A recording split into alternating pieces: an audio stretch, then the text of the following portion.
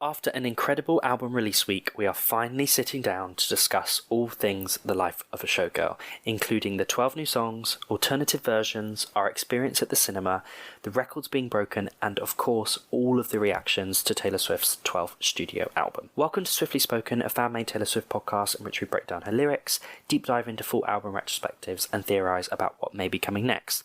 As always, we're your hosts Cameron and Lisa, and this week we're going to be exploring the 12 songs on the life of a showgirl. So we're going to start off with just discussing our initial reactions, how we first listened to it, then discuss our experience at the cinema, and then obviously run through track by track. So I guess we start off. Lisa, how, where, what, when, how what did a you week. listen to it? What did you think? What a week this has been. Very busy, very hectic, as always, with Taylor Swift release weeks. How I listened to it was very chill, very laid back, on my own, without the world interfering, which I believe this is what you said you would like to do as well. And honestly, I had a grand time. It was great. Yeah. No, I love it. I absolutely love it. Like that, I feel like that's the best way to listen to something that you're really excited about, because it means that no one else is kind of giving your opinion. It's purely just you, music, and your opinion. That's it. And you can form your opinions, and you, again, we've discussed this before, but I'm not the best first time listener because everything would just blend into everything. And by the time I got to the end of the album, I was like, I can't even remember what the Fate of Ophelia sounded like. Yeah. But I went through it a few times on that Friday, and no, it's a very fun album. It's a very light-hearted album, tongue-in-cheek, a lot of cheekiness going on.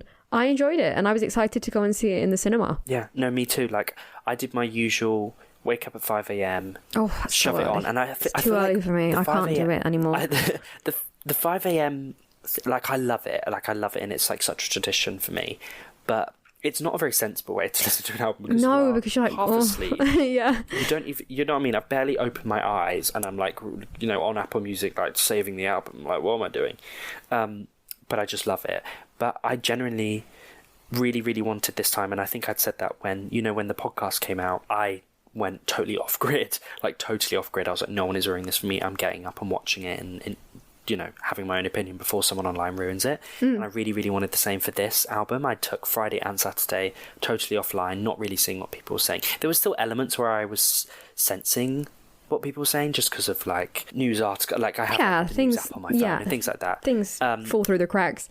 And obviously I was watching YouTube, all the YouTube interviews she was doing on all the UK radios and stuff like that. So like there was comments and stuff that I was starting to see. But my first genuine reaction was I genuinely enjoyed it. It was fun. It was pop. And I was just like, oh, this is good fun. Like, this is kind of, you know, a return of kind of pop Taylor, very Lover, glitter gel pens. Exactly, which is exactly what Taylor said. This is going to be like glitter gel pen centric, and I thoroughly enjoyed it. And then like you said, I think we both went to cinema, didn't we, on the Saturday? That's it, on Saturday. And I was really excited for that, because Taylor kind of said that, you know, in the past she's kind of done secret sessions, things like that, and that this was almost like a and it honestly felt like session. That. It did feel like that. I think it. I don't know, I thoroughly enjoyed it. I enjoyed the explanations, and then I think the lyric videos could have been a bit more interesting. Yes. I can't lie. No, Same little 30-second video on a loop was a bit like, Yeah, no, I was getting a bit sick of like watching Taylor like run her hands down the rope dress. You know, it's like there's only so many times she could boomerang. It was like a Instagram boomerang, wasn't it? Yeah, there's only so many times she can wink at us. Yeah, exactly. And I loved, and like you said, I love hearing all the behind the scenes, and I'm loving that we're getting that this era. We're getting her chat about all the songs, the inspirations, like when she wrote it, what the meaning is. I love all of that. So that was really, really cool.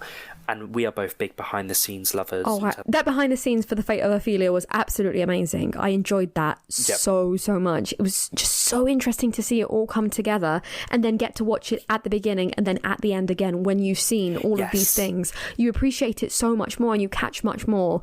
Wow, I loved that so much. That was so interesting to see how that came together. When she was doing the behind the, that's the thing. It's like when she was doing the behind the scenes, I was like, oh, I really hope she shows this again. Because I was like, I feel like there's bits that I totally missed the first time around. So I was really, really glad we got to see that again. And that music video is absolutely incredible. I thought it was amazing. I loved it. Like, It's a lot of thought has gone into it. And I'm so glad she explained things. Honestly, I think that this era, the redeeming fact of it is that she is out and about doing interviews and explaining things and reacting to things. Because I think with the way that how albums are perceived and how this album has been perceived, I think it's necessary, and I think it's doing a really, really good job. I'm enjoying it very much, and I love how we're getting all of this information. Obviously for TTPD, it was completely the opposite. And again, I can see, we were just discussing this off air, but I can see kind of like a bit of a reflection of Reputation and Lover with TTBD and this album, and how it all intertwines together. We'll get into all of that, but it's very interesting, and I'm so glad that she is doing it how she's doing it. And that behind the scenes though was absolutely wild, absolutely incredible, and the music video is absolutely amazing. I really love the one take thing, and a lot of it reminded me of the We're Never Ever Getting Back Together music video. Yes. That was all one take, and you know that final scene where it's like her in the hotel room with the band. I did. And they're all dancing around. I was like, this is the end. I was like, this is the end of We're Never Ever Getting Back Together. Like, this is like, it was like flashbacks, you know? And I was like, when I was watching, I was like, oh my God, this just reminds me of We're Never Ever Getting Back Together music video, which was really quite cool. And Taylor looked amazing. The outfits were immense. Like, the sets as well. What was so cool was to then see, with the behind the scenes, to see that those sets were all real. Like, that whole boat scene was and all the fake water. Right, was all real. Yeah. Which is crazy, you know what I mean? Like, the effort and thought put into it was so impressive. And working with Maddie Moore, who was the Eras Tour choreographer, I think really elevated it as well, because the choreography really, I don't know, it heightens the song more. Obviously, it has led to the little TikTok video challenge that you can do with that little bit of choreography, which is, you know, very handy in today's day and age for promotion of music. But to be fair, it didn't feel forced. No. You know, like sometimes, like, bless her, Casey Musgraves has tried to do some TikTok dance for, and I'm like, this Casey Musgraves and TikTok, TikTok dancers don't mix. Yeah, that's Whereas it. This felt like it felt very like the Showgirl of, it was kind of like a 1920s-y Showgirl, isn't it? And the dance was quite like that. So on it when it comes to promotion. She really has her finger on the pulse of the music industry. Say what you want about Taylor, honestly, but she knows how to promote an album. She really does. Oh, yeah. Like, it was so fun and really, really exciting. Also, you know, the look of her in the ropes. I kind of call it like the Elizabeth Taylor look. Yeah, it is, because it's used in the lyric video. Yeah, the rope one, yeah. But that look, the cinema gasped. Right, okay. She looked insane. I honestly loved her looks. That first tableau look of her as Ophelia, amazing. Yep. Loved the long hair. The one of her on the boat, like the theatrical, the kind of red-headed. Hair, absolutely beautiful. Yep. And then the kind of very Marilyn Monroe-esque typical classic Showgirl. Look after look. Gosh, she's serving. Yeah, it was amazing. And then even the final look of the slightly Lavender Haze music video. Yes, very true. Kind of furry jacket. I love that dress that she's wearing. Beautiful. Yes, gorgeous. No, the music video was absolutely incredible, and I really, really loved all the explanations, getting the lyric videos. It was a little bit whiplash when she said because my check's bigger, because that was the first one, I think. Right, obviously. And I was like, huh? Yeah, I was very prepared for it to be standard normal versions, but they were the clean versions.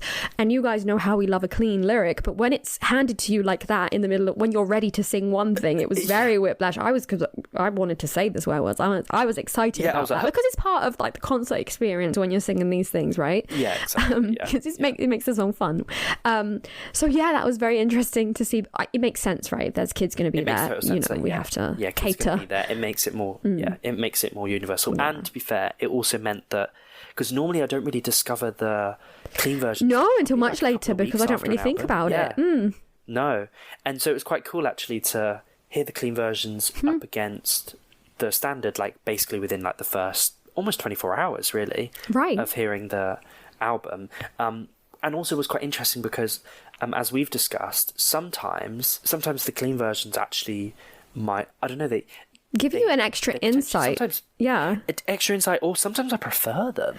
Yes, we have spoken about clean versus explicit prefer. lyrics. Yeah. Ivy, for example, is one that comes to mind, right? Yes, Ivy definitely is one that comes to mind. And even Vigilante shit with the is quite cool. Yeah. But no, it did make me realise, though, that... And Taylor said this, that she... And I think she said it in one of the interviews that she's done in the promotion. About she using... will choose a swear word if it does add. Yeah. And it's really interesting when then it is taken out, and I'm like, oh, you can tell. Like father figure, the replacement just didn't hit. No, it's not the same. No, it wasn't the same. No, it was a very interesting experience to have. It did feel like a secret session, and I can only... She used to show music videos back in the day for secret sessions. I remember for the Reputation secret session, she showed them, I think, the Ready For It music video. Yeah, something like that. Yeah. And, so you get all of this insight that no one else has gotten. And I can only... imagine how wild it would have been, because I know that some people might have done this. Tell us in the comments if you did this, because that would be so interesting. If you held off and went to the cinema to see it and listen for the first time. Oh wow, what an experience that would have been. I didn't even think of that potentially. I'm such a get up at 5 a.m. but that's it. Well, I opened my eyes. I was like, gotta listen. So, but no, can you imagine? That would have been a really cool way. That would have been so cool to experience the album like that, to get all the explanation, and like you said, get it like a secret session. It was a very fun time, and I'm glad that she did do a cinema release. I think it really did heighten, it's really unique. I love every time. One very exciting thing about being a Taylor Swift fan is it's never the same. That she knows how to make things fun. Yeah. The Eras Tour movie was so fun. This was fun, and it's different, and it's new, and it's exciting. And it's what fans want. You can turn around and say that it's a cash grab. I don't care. It was fun. I had an amazing time. Number one film in the States. I had a really good time. Yeah. I love it. I love it. Yeah. I think it's so cool.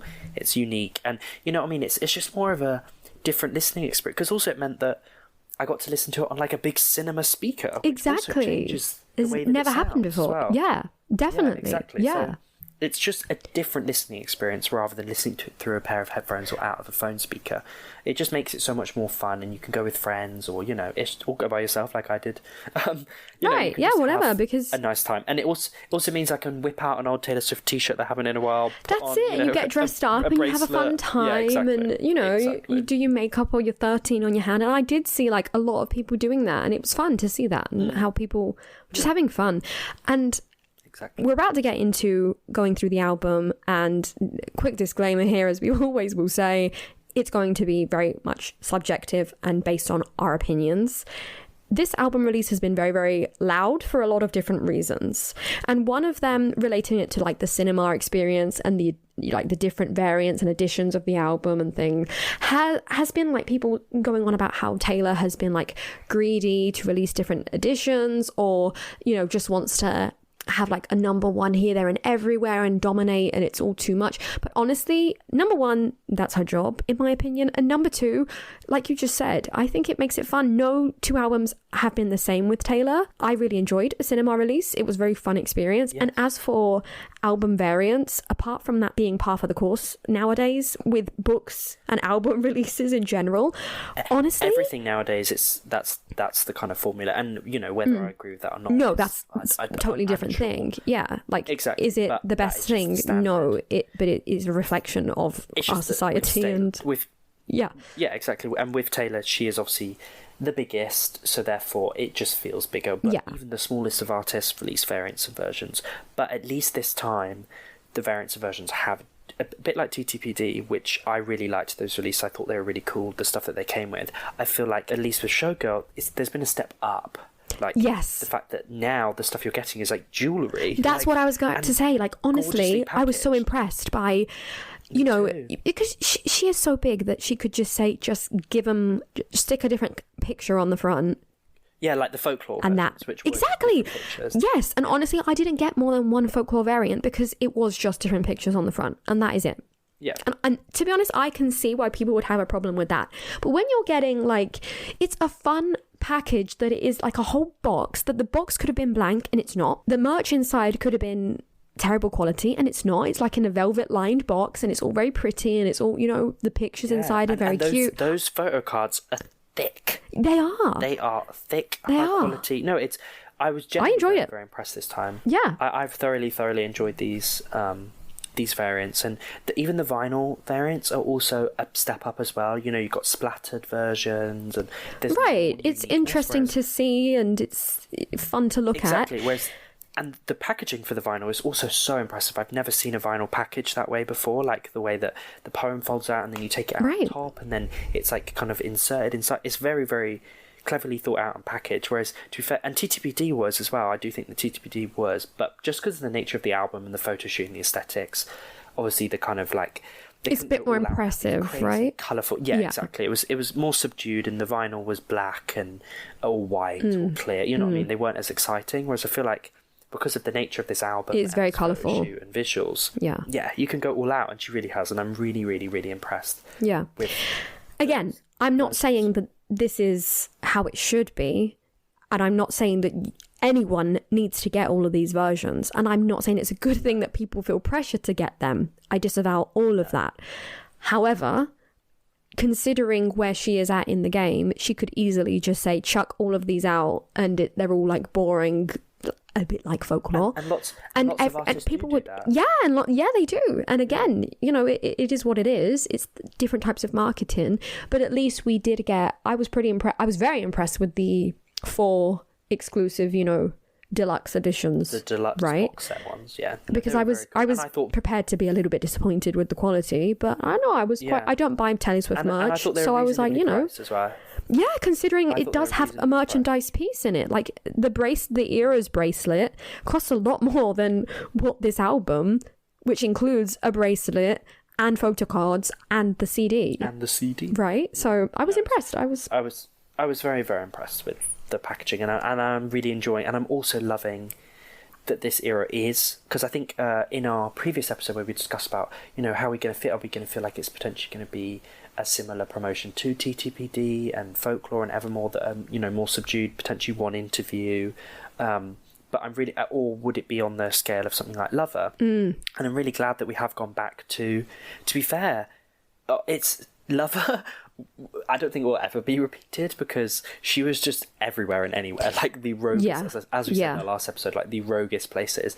But it is definitely matching that in terms of the amount of radio shows she's doing. A lot going on, a lot of interviews. I would really, really love some sort of live performance in some way, like whether that be like a kind of pre-recorded performance or something, you know, like something that's just like in a studio setting. Maybe a live lounge with a couple of fans, or live lounge, something. Yes. I would love a performance or two. I would really love to hear some of these songs live and reimagined in a different way. Definitely, because that would really, really add. But I'm really loving that she's doing all these interviews, and she's so happy and so excited, and that really, really comes across. And I think the reason why she is promoting it is, and like she kind of said with TTPD when she released it, she wasn't in that time of her life anymore as when she wrote it. Right. So therefore it's quite weird to promote something that's obviously miserably depressing. And very difficult to explain those things anyway. Even if you're still in the moment, to talk about that music. And again, when it comes to these interviews and things, I can understand why she doesn't like doing them. There's some questions that have come up that I've just thought that slightly invasive. No, exactly. Like no, how have you got this question through the cracks? You know. I know. And she deals with it with professionalism, but honestly, so much grace, and some of the, and that is often the case though, unfortunately, sometimes definitely not just with Taylor, with many famous people. It's just like they can get away with asking these things. But what's interesting as well though is that she does stick to, you know, like Jimmy Fallon, and whatever your opinion is on Jimmy Fallon, he's a bit over the top. I'm not the biggest fan of his style of interview. I personally love like the Zane Lowe's of the world, which I'm glad she's done, and that interview was really interesting, and she spoke very highly and positively about him, because he is but you need this multifaceted look at the album as well, and Jimmy Fallon is like a household name for a lot of people who are just like casual listeners of things, you know. And she has a very good relationship with him, and she knows that he won't ask those invasive No, it was definitely a very comfortable interview. Yeah, exactly, very comfortable around him, and which I really love as well, that she feels comfortable in those situations. So no, I'm really, really enjoying the promotion so far. Yeah, there's so much, and we've got like a joint playlist that you've set up on YouTube where you're like adding them in, and every day I'm like, it's like revision. When I come home, I'm like, oh my god, I've got 3 more, and today it's gonna be 5. It will be on the test. It is like yeah, exactly. So no, I'm loving it. I'm really, really enjoying that, and there's obviously a lot of repetition. Oh yeah, especially some of the radio she's got a script that she's following. She's a media training genius. Yeah, she knows what she wants to say and what she doesn't. Yeah, definitely. Exactly. But the fact that she is talking so much about the recording process, I love that. This is the kind of stuff that we've asked for so long. Yes. So it's so fun to finally get those things and get, what the inspiration was. And because that's what I really love about, like, if you love an album, or if I love an album, I just like to know everything about it. This is it. I want to know how it was produced, who came up with what, why were you inspired for this specific lyric. And with Taylor, she will give you that, or if you're lucky, because sometimes we haven't got it, but like she is quite forthcoming in this era, at least, with here are like the little audio clips that I recorded when we were recording, which has always been a fascination of mine. Love. And that was the only thing I did feel like I wish the cinema included yes. Yeah, just a few of those in the studio of her recording, or just some voice memos, or just something, because I love, and maybe other fans might not want that. They might be like, well, this is a bit boring. I don't want to hear an unpolished song suddenly in the cinema. Exactly, and a lot of it is just gibberish. It is singing it. But for me, those like, I just think of like the 1989 deluxe voice memos. Those I used to rinse those. As a kid, because you just listen. Get an insight into how her brain was working as she was coming up with these lyrics, or as they were producing things, and how they kind of bounce off of each other and put it all together, really, which makes it very, very interesting. I think what has been interesting, and obviously we have to talk about it, because this has been unfortunately part of the release week, is, like I said, I took 2 days totally out, form my own opinion, have my own opinion. Then on the Sunday, I went online and was quite shocked. I wasn't. Like, I had kind of expected that people had maybe had this weird idea of what the album was going to be, or they have this weird idea of the type of music that Taylor creates, and unfortunately it's never going to fit in this perfect little box that some people expect. But I was just really shocked by just the nastiness, and just, it felt quite overwhelming. Like, when I went online, I was like, oh my god, like, what on earth has been going on? And it has been quite intense, and I did find that Sunday and early Monday quite intense in terms of the opinions, and I think this has been probably the most intense Taylor release that I have lived through. Yes, and we've been through Lover. We've been through Lover and Reputation, but it's because it's so intense. It's so loud because there are so many people. It's like, this isn't, when we were living through Reputation and Lover, it was very much just like this, I don't know, it wasn't a small community, because it wasn't, but it just felt so much smaller, and now it feels like public news. I think also the difference with like Reputation and Lover potentially, but it was probably, these things starting to happen, was that nowadays with things like algorithms and bots and like rage bait has become such a massive part of the internet now. It's just so strange to me. I hate how the internet just feeds off of negativity. And it always has, but I feel like now it's quite true, because of algorithms, and everyone wants 2 minutes in the fame and limelight. The thing is, when Reputation released, Instagram, like, you just only saw what you followed, whereas nowadays you're being serviced stuff that, like on TikTok, most of what you see is not people you follow, so therefore it's not people that you've actively chosen to follow because they have a similar opinion, or they like the same stuff, or you know what I mean. And their opinions and interests and stuff still might differ from you, but now you are being purposefully serviced stuff that TikTok or Twitter or whatever knows you won't agree with, so that you engage with exactly. So you engage. That's it. Everything is engagement, isn't it? Everything is I want to create an opinion so that people react to this opinion, and then the opinion gets thrown out further, and so on and so forth.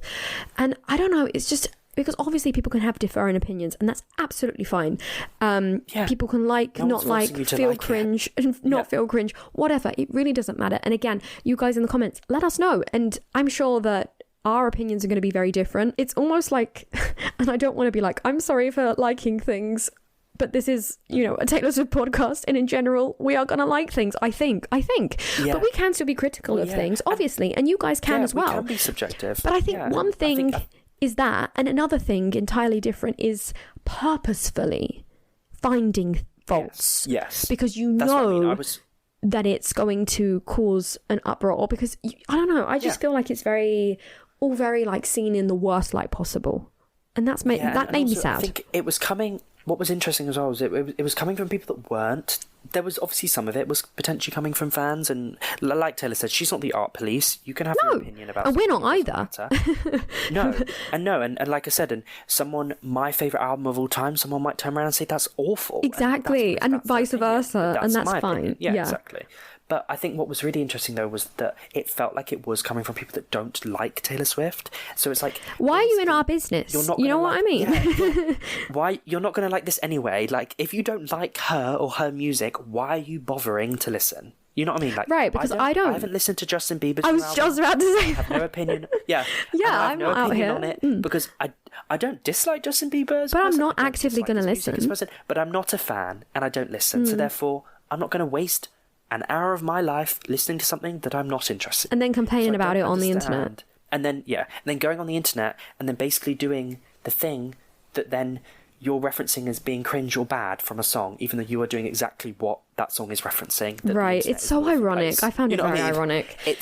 That's the thing that's crazy, and I'm really, really glad that Taylor on Zane Lowe very candidly but very well said, and Taylor's always very well spoken, but, you know, shut it down of like, you're saying my name and my album in my release week. That's the goal. You're helping. Because you know what I mean? It's just like, and what's interesting is since then, the narrative has changed. It's strange, isn't it? I don't know. Totally changed. Don't get me wrong. I know that there are many people probably very much believe in the opinions that they're saying, and they believe, you know, I've seen people say, you know, it's not my favourite album because I know that she can do better. Which is totally fair enough. Okay, fair enough. That's totally fair enough. That's one thing, but another thing is like coming for her neck, being vicious, and being vicious about it. When it's like, well, if this isn't your favorite album and you prefer the folklores of the world, that's fine. No one is taking folklore away from you. There is a world in which we can listen to both. It's absolutely fine. Yeah, no.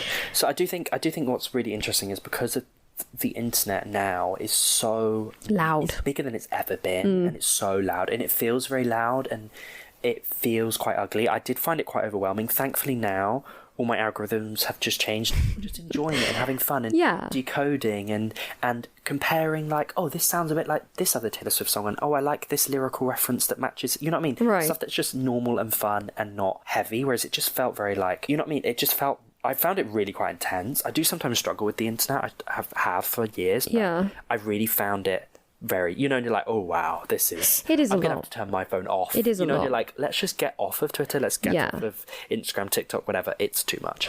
It is a lot. Yeah. I do think though that the thing that is interesting though is that the album is being clearly being well received by some people because mega sales, the streaming numbers are really strong. I mean, at this point, and what's interesting, it hasn't been officially announced, but we basically can confirm that she has broken the record of the all-time best-selling album release week, breaking Adele's record. So something is clicking, obviously. Exactly, and what's interesting is when I speak to people in real life, because I think sometimes you forget that the internet isn't real life, and you know, and sometimes a lot of the things that people say aren't actually true, or sometimes rage bait. People say things because they're feeding off of other people, and I think like the worst thing about it is I think that maybe there are people out there that genuinely didn't enjoy the album, perfect, but all of the amplification of that made people who really genuinely did enjoy the album look at it sideways again and be like, oh, actually, no, maybe I don't. I didn't like this bit. Maybe it is cringe, and I don't want to be cringe. You know what I mean? That's what I don't like. And that's the thing. No, and like I said, and when I spoke to people in real life, they were then like, oh, I quite like it, and I like this element, and I like this, I'm not sure about this, but that's it. I had such that's more, cool. like, that's perfect. Nuanced, genuine, real and you can say, listen, so really... this, I mean, can you imagine my face when I heard I forgot you existed for the first time? And it wasn't for me. And that was it. And we said that together. We were like, listen, this for me, it's a little bit cringe. I can appreciate it. Was atrocious. I'm not going to go back when I first to said it. me, I nearly cried, but I didn't, I I still was able to then go, okay, maybe let me give it a couple of listens, see what my opinion is, form a true, genuine opinion. And I still don't like the song. I'm not actively going to find it and listen to it, but it's part of her discography. And as a fan, I don't mind it. Exactly. And I wasn't going online and like just, ripping into things. I don't know. We're not haters here. Like it. We really aren't. No. That's the thing. Unfortunately, we are Taylor Swift fans, so naturally, obviously, we like Taylor Swift, and therefore we like the majority of things. But if you were looking for nuanced opinions, we'll give you a little bit, but we're not going to dive in head first. I don't think. I think, I do think that it's a pitfall that we have because we are deeply, deeply entrenched. Yeah, exactly. Taylor Swift. But I do think that we are both good at being honest, and I do think that. I've made it very clear I don't like certain songs. I've had beef with Snow on the Beach. I had beef with Stay. And sometimes we have beef with things that Taylor does as well. I mean, it's fair enough. Exactly. We're not saying that she's a perfect person. Nobody is. Far from it. No. But I just do think that it's been very loud. Intense. But I'm glad that. But what's really interesting though is, and the one thing that Taylor always does is, no matter what. Even obviously, and I'm sure, and the thing that I was thinking is, oh God, I don't want her to, because lots of artists, when they receive negative feedback to albums, basically just pull the rest of the era really and stop promotion, stop music videos, stop being interested, don't speak positively about it. But what I'm really glad is they must write it off. And she stood. Yeah, exactly. Like with Lord and Solar Power, like she. Yeah, it was promoted heavily. And I can't believe how people reacted to that album when it was not bad. I love it. Honestly, there's songs on there that I really enjoy. Others that I don't as much because I'm not, again, I can have a more nuanced view on that, maybe more subjective because I am not like deep within the Lord fandom. However, I think it's a good album. I like it. And it was pulled, like as you said, she pulled the plug. Yeah, basically, and has never really spoken about it since. Wow. But I think what's interesting is, that I'm glad that Taylor's kind of stood by her guns and she knows I like this album. I think it's a good album. I'm proud of this album. And that she stood by that. And that she's also said that what's really interesting, and this is what's so interesting, and I don't think people realise. I know what you're going to say, is that this whole narrative is what the life of a showgirl is. Like having to deal with this online backlash and people coming at you and having to just continue your life and promote. You know what I mean? It's so weird that people are like, oh, this isn't telling me what the life of a... this is... You're seeing it. You're seeing it. It is, though. Yeah, this is the life of a showgirl. This is the exact... Exactly. What she's singing about. Yeah. Isn't it ironic? What it is. Yeah. It's so funny that people are feeding into it. Not only are people giving it more attention by talking about it all the time, because therefore if you're saying, oh, it's rubbish and whatever, people will probably think, oh, wait, let me check it out. I know, because it is kind of like that, isn't it? And the thing is nowadays, back in the day, like even in Reputation days, to listen to Reputation, you had to purchase it. Right. You had to buy a physical CD. Yeah, because you had to buy iTunes. It did come out on streaming, but a bit later, right? A bit later, yeah. But so on that release week, you couldn't listen to it on Spotify. No, exactly. Afterwards, so you had to have a very conscious... You had to spend your own hard-earned cash. Right. And now it's readily available. And anyone can listen to it. You don't even have to pay for Spotify to be able to listen to it, or YouTube or whatever. So it means that anyone can listen to it, and therefore it just means that everyone has been listening to it. But obviously that does also mean that if people hate listening to it, they are helping. It's very true. It's very true. They can't win. No one can win. They're not, illegally downloading it and listening to it. They're going on Spotify and easily accessing it and listening to it. Therefore, they're helping. So it's very interesting. But I do think it's worth addressing that. But, I don't want to make this whole episode about that. No, because there's so much more to talk about. Yeah. But it is still interesting. It is interesting. And again, tell us in the comments subjectively, what did you think? You can let us know. Let's not be horrible. That's all. Right? Yeah, exactly. It's as simple as that. And but we're gonna. Like we said, everyone has their own opinions. That's it, and we're gonna get into our own, and you might disagree, and that's absolutely fine. Yes. So I guess should we start off then with the opening track, which was really interesting that this is the lead single. Oh well, the first single, I suppose, is the first. Yeah. I would say I would call it a lead, and I would definitely call it the first. I think obviously we're starting with Fate of Ophelia, and I think what's interesting is since the kind of like Cardigan, the one off, where the one nearly displaced Cardigan because it was the first song. Since then, Taylor's been a little bit more tactical with where she's placed the lead singles. Not always, because Anti-Hero was not the first song, but it's interesting how this was. But I do think, unlike Willow, which I do think is a weird opener, I do struggle to think of what would be a better opener for Evermore, but I do think that I get what you mean. Willow was placed there not because it was the best opener, but because it was the best lead single for the album. Yes, exactly. And I do think it was a bit I don't know, Willow like jump starts a bit weirdly, doesn't it? But this works. I really like this as an opener. I liked think it as well. Really, really works. Yeah. And I really loved this song, and I was like, I've generally thoroughly enjoyed this song on first listen, and since then it's definitely ranked as it's very catchy. It's an earworm for sure. It has a bit of everything. Yeah, it's very Taylor Swiftian in how she enumerates the three things, as she has many times before. It has a bit of everything. Blood. Yeah, it's that kind of, Yeah, an earworm, just like that. Yeah. And I think that what really kind of pulled it all together for me was that MV. It really was. The music video makes this song make so much sense. Yes. As an opener and as part of the life of a showgirl, especially because she is showing all of these showgirls or, showgirl adjacent famous women and how they would maybe be treated in each period and how they would have this pressure on them. It ties it all together so nicely, and I enjoy the song. I enjoy the reference to Shakespeare. I think she did a good job, and I like the mixing of the oldie day and modern. I do, which is again such a Taylor thing to do. Like think of the lakes on Folklore with William Wordsworth, and then tweeting things. Exactly. It's the same thing. And I also love, this is very classically Taylor, like love story, picking a Shakespeare character and kind of using them to kind of tell your own story and rewrite the story. I really, really love it. I love the kind of double metaphor of the Fate of Ophelia. I think this was really, when I look at the track list, I'm like, nothing else could have opened this album better. And I really, really love it. And it makes sense in the storytelling of it all as well. It really does. It sets the scene. Yeah, starting it off with that. Yeah. And it, we might as well just go for it now because it's the beginning of the album. But I saw a lot of people complaining about how Taylor said this was going to be like the behind the scenes of the Eras tour of her as a showgirl. And people are like, well, it's not. It's about all these different things. And it's about, I'm like, yeah, but that is her life, right? Her albums are always her life, whether it be presented through different, characters or through metaphors or through very plain and simple, straightforward songs. Her life was the behind the scenes of the Eras tour. Yeah. And if you want a song about like falling in love with someone. Exactly. If you want a song about a showgirl, then you listen to the last track, which is very much exactly as she said. It's the behind the scenes of the life of a showgirl.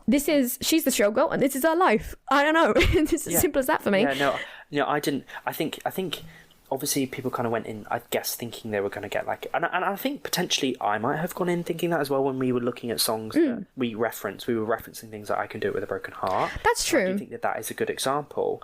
But more reference to the tour, perhaps more reference to the maybe.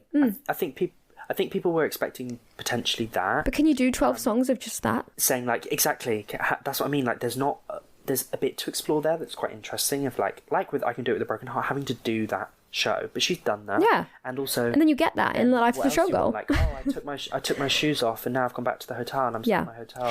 And you know what? If you want that though, read the poems. Yes.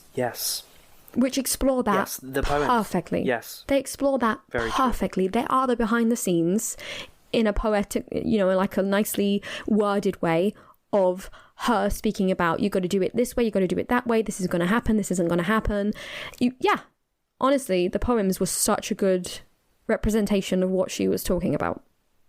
Yeah. Because realistically, the truth, that what the showgirl was doing was this. She got off stage, was going to Sweden and writing That's true. So it's very meta. You know what I mean? Yeah. Yeah, that is exactly what this is. This is what she was doing. She was writing these songs and she was falling in love. That's it. Anyways, track 2, Elizabeth Taylor, again.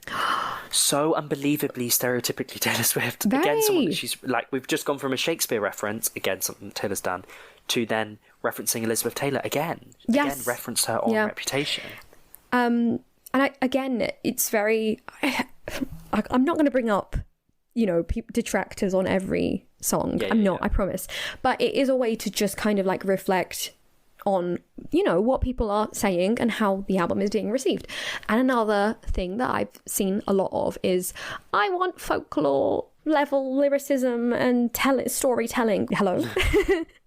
Hello. You're being told Taylor's story through the eyes of Elizabeth Taylor and comparing herself with Elizabeth Taylor, which is very, very, very Last Great American Dynasty. And then again, Rebecca Harkness. Yeah, and that last track, we'll get to it, but that is so folklore. So folklore. Yes. We'll get there. Yeah. Oh, yeah. But anyway, very, very much so. Elizabeth Taylor, loved it. I really thoroughly enjoyed. I really like the production on this song. I really like how hard the chorus hits. And this song to me does feel very like Reputation in its sound. It does. This is where I can see where she's pulling the Reputation vibes from. Like, definitely very harsh and using Elizabeth Taylor that she has referenced previously in Reputation did feel like a kind of callback to that. And this is again one of the first kind of like 6 songs for me, or like. Yeah, basically, though, for me, all of them, I was like, wow. I was like, hit. All of them were like... The first half of the album is definitely better than the second half of the album. Oh, 100%. Right. 100%. I do think as we get into it, there was a couple of kind of wobbly moments. Yeah. But this first half, for me personally, I found really solid. You know what I found really enjoyed Elizabeth Taylor. So good about this song is, God, Taylor has such a way of setting the scene and setting it in a really like specific way to make you imagine the type of music. So for example, in The Black Dog, which has been in the news recently, or I don't know, it comes to mind first, or in Begin Again, or think of all of these different songs that are very, you can see like you're in a cafe on a Wednesday and it's very, and I know we have an MV, so I'm kind of leaning on that imagery, but you get what I mean. It's showing, painting a very vivid picture, but it's one very different, or The Black Dog, again, it's a very different type of picture than what is being painted here. And when she's speaking about someone like Elizabeth Taylor, obviously we're not going to be talking about we're going to the pub down the street.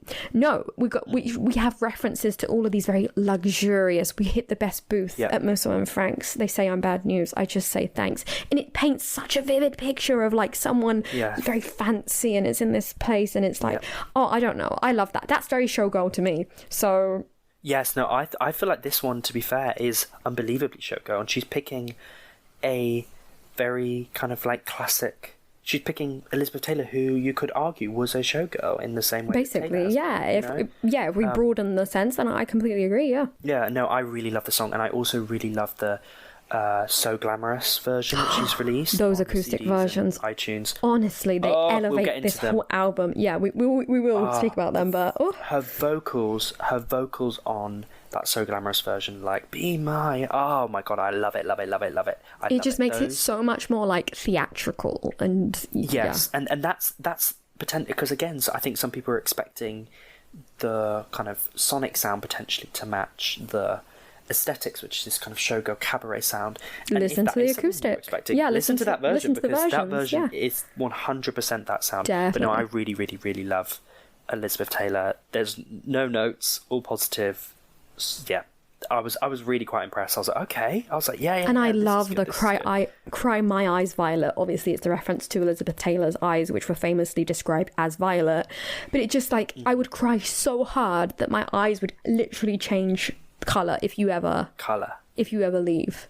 Oh, which is so psycho and so Taylor. You know what I mean? Yes. That is so her. Like, how can you not see that is such a well-written lyric right there, right in front of you? No, but it's just so effortless in a way that people kind of like skip over it. You know what I mean? I don't think people realise. That's the thing. I think that because of certain things that we'll get into later. Certain other lyrics. I think that people are actually... Yeah, exactly. They're blinded by people are actually... Yeah, they've been... And also because... And I think because to really truly understand Taylor and Taylor's lyrics, I do think you have to really genuinely listen. And the thing that's great about Taylor's music is you can listen in a very casual way and the songs are fun and catchy, and you just have fun with them.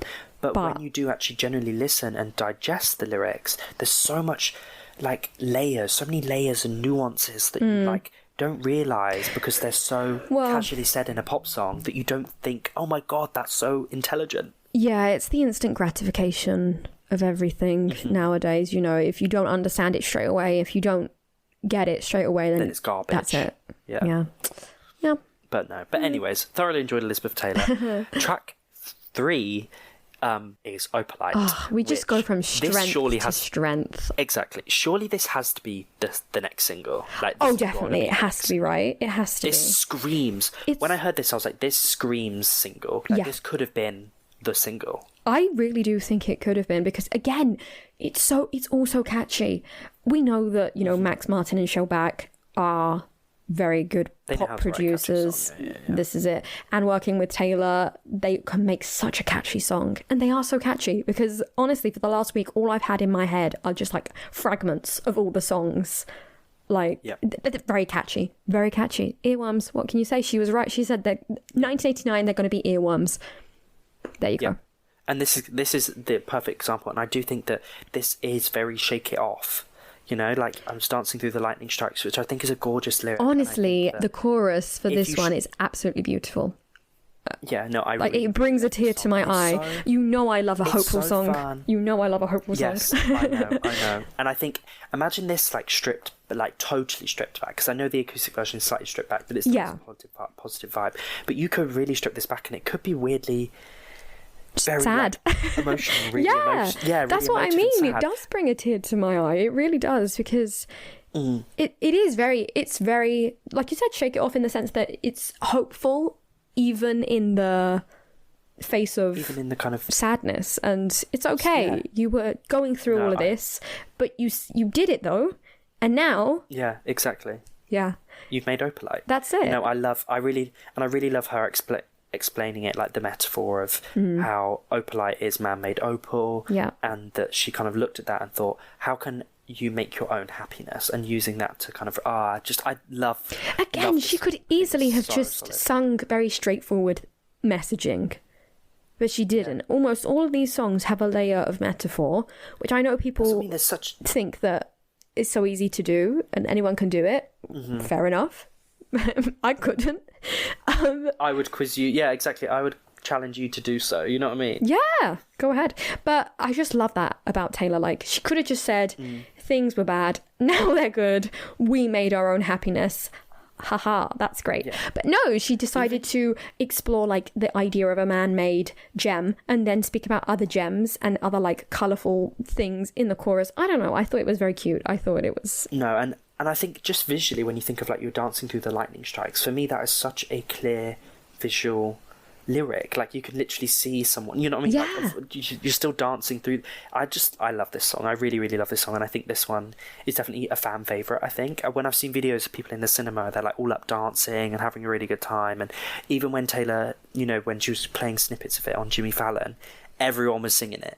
And it was the album's like been out like a day. It's just happy. It's like, upbeat. But it's well made. This is true Taylor, very 22, Shake It Off. Very, very, very, very. This is very kind of classic Taylor, but no, I absolutely love Opalite. Also, the last 3 songs, loved the bridges in the 3 of them. Love a bridge like that. And I think that people are skipping over how impressive some of these bridges are. Yeah. Yes. Yeah.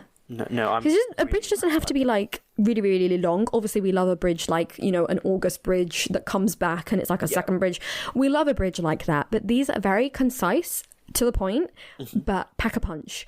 Like, I love a temporary speed bump, but failure brings you failure brings you freedom, and I can bring you love. And it is very, it is very Lover-esque. I get that, but we need a fun little moment. Yeah. So next is obviously track 4, which is Father Figure, which I think was one of the ones I was really intrigued by before we went in, because obviously we knew, unfortunately, I thankfully had never seen any of the lyric. Obviously the vinyl got leaked, didn't it? And then we knew who the producers were and the writers. Thankfully, I never saw any of the lyrics, which I'm really, really glad about, because it meant that I went in totally blind. But we did know that George Michael was a writer on this, and therefore it was obviously going to be interpolating or using some element of his song Father Figure. So I was really intrigued how she was going to do that, and from what angle, because George's version is kind of slightly like sexy, isn't it? It's like a romantic the way that it's angle, obviously, like, which in a way this could also have a romantic angle to it. I think what's good about this song is how many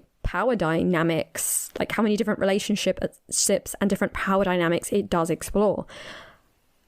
So I was really excited, and obviously was taken back by one of the lyrics. I was like, oh, I loved it. But it works. I don't care. What was so interesting was when I heard the clean version in cinema. It wasn't as good. No. The explicit is the reason. And I love this song. I think this is so... This is one of my favourites. This is one of my favourites as well. And this for me is when she was referring to folklore, this is what she was referring to, the kind of this character is it. Yeah. And the two different narratives going on within this one song. The fact that there's two... And I didn't clock this the first listen. I was just kind of like, I hadn't really realised the switch up until a couple of listens in, because there's so much new content and it's 5 a.m. It's quite overwhelming. Yeah, this is it. It was probably by listen 3 that I was like, oh wait, no. God, there's just so much going on. There really is so much going on. The Padawan turns around on the the Jedi Master. You know what I mean? Like, yeah. It was. I love that switch up at the end. Well, you can read it in so many different ways, though, which makes it so interesting. Like, are you reading it from the point of view of like, the protege? Are you reading it from the point of view of like the person who is showing them the way? Who's the bad person? Who's the right person? Yeah. Do they switch up, or who's the traitor, almost in a way, right? Yeah. And it can go both ways, and you can read it both ways, and you can listen to when you're listening to it, like you say, it might switch up, but maybe it's not a switch up. Maybe you have to see it from the other point of view. And I think Taylor does a good job in being like, you can be one, you can be the other, you can be both sometimes.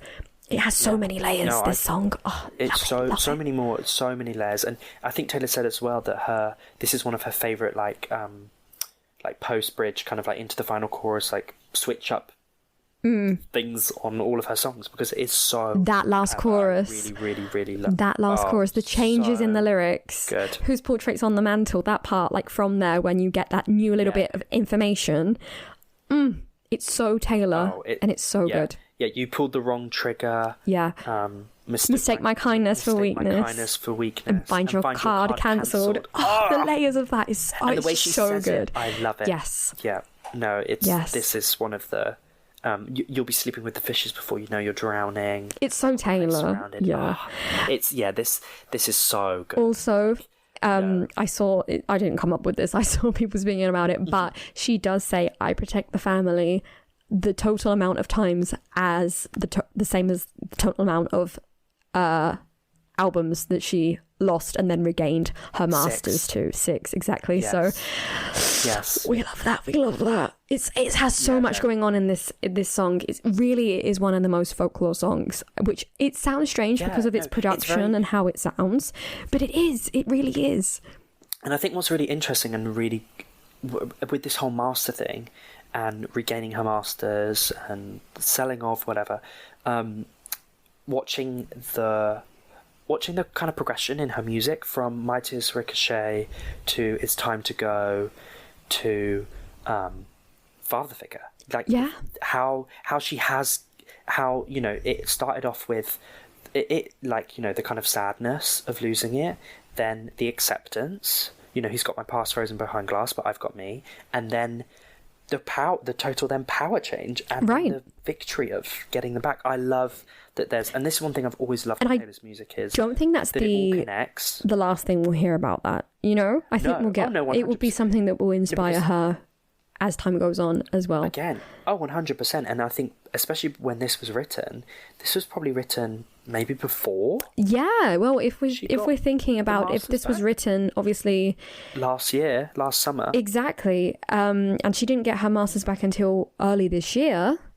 Yeah. So while there may have been discussions, or while the way I see it in this song is the way that this empire belongs to me. Exactly.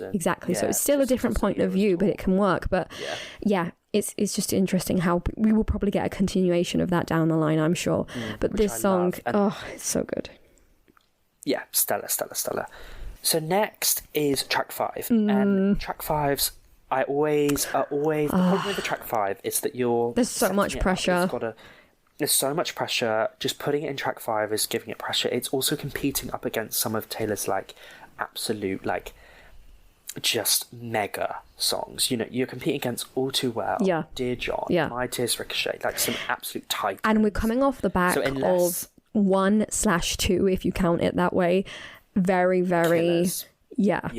track fives that So Long are London the and how did epitome it end, technically of traditional track fives. However, remember, exactly. Like, there are more facets to a track five, right? yes. I do think, and we've discussed this. We've discussed that a track five doesn't necessarily mean that it's just I'm heartbroken and I'm sad. There's often a lot of internal, like with the Archer. It's mostly just like what she considers to be the most emotionally vulnerable. And if you take it that way, I can understand why this is placed here. But I will be honest. Yeah. I was slightly confused. Upon first listen, Yeah, I think, me too. I think the thing I struggled with this song, and since Taylor's explained it, and this is why it's so important, I think, to have her explain stuff, because it makes so much more sense. I was slightly confused about, because basically for me, upon first listen or first couple of listens, I was like, okay, we're talking about how evil and awful the internet is, we're talking about being the eldest daughter, how Travis is the youngest child, and then like wanting to be together, and then you're like, I'm kind of confused how all of this is coming, and wanting childhood innocence. Initially I was just like, okay, I'm confused how this is all coming together as one, like what all this kind of significance of this is, and then therefore what is making this really, and some of the kind of phrases, like, talking about memes and the internet and stuff, I did initially find quite clunky, and was a bit like, I'm slightly confused. Yeah. And I was initially, and then I think because of my expectations for a track five, I was then like, oh no. Yeah, and I had the same thing with You're on Your Own Kid, which understand. I find crazy. Yeah, it's very, very, very funny, because I was just thinking in my head, this reminds me of when we did speak about You're on Your Own Kid back in the day. I get it though. I get the reaction, because number one, it's not a classic how a lot of people considers what a track five should be. But number two, this one is kind of difficult to get into because of some of the lyrics, which are very of the time, clunky, and they are not pretty lyrics. I think that's what the problem is. That maybe not as pretty. You could have said it in a different way, but I don't think that's the point. I think the point is saying that, because again, it's part of being a showgirl. This is the vulnerable side to it. You have very high highs, but everyone is going to see your low lows and then laugh about it. Yeah, and I think what's interesting as well is, again, she's coming from, and after she's explained that, I do think that some of them, the lyric I really had to struggle with was, so we're all dressed up as wolves and we looked fire. That for me, was like, oh, I'm not sure about that. I know. But I think what's interesting is that she has then since explained that it was coming from the point of someone that is trying to pick up the things that they're saying, that they're hearing on the internet, to try and kind of like be cool, feel a part of it. Yeah, to be cool and act cool, and that's it. And it's supposed to kind of not match exactly. In a way, it is supposed to be a bit like, I am trying to. This is it. I have been afflicted by a terminal uniqueness. I've been dying just from trying to seem cool. But I'm not. Yes. Which is a gorgeous lyric. It is. That's the thing, there's gorgeous lyrics. It's because it's followed up with, but I'm not a bad bitch and this isn't savage. But the thing is, that is the point of it. She isn't that. Mm-hmm. And when you go on the internet, this is what you are fed. You need to look this way. You need to act this way. If you want, if you want to be, I don't know, be it, you're a bit younger, you're a teenager, if you want to be accepted in certain social circles, or if you want to seem more popular, and if you're an adult, the pressures of getting older and growing up, and how you're supposed to look, and how you're supposed to act, and what you're supposed to have, at certain points. This is vocabulary that you should be using and stuff, and this is cool vocabulary. Yeah, it is. It's a strange one. It's a curious one, but one thing it makes sense. Yeah, no, it makes sense. But one thing I will say is this bridge is so gorgeous, and one of my favourite bridges. It's a good bridge. Yeah. Showgirl. We lie back, a beautiful, beautiful time lapse. Ferris wheels, kisses and lilacs. Things I said were dumb because I thought I'd never find something that beautiful.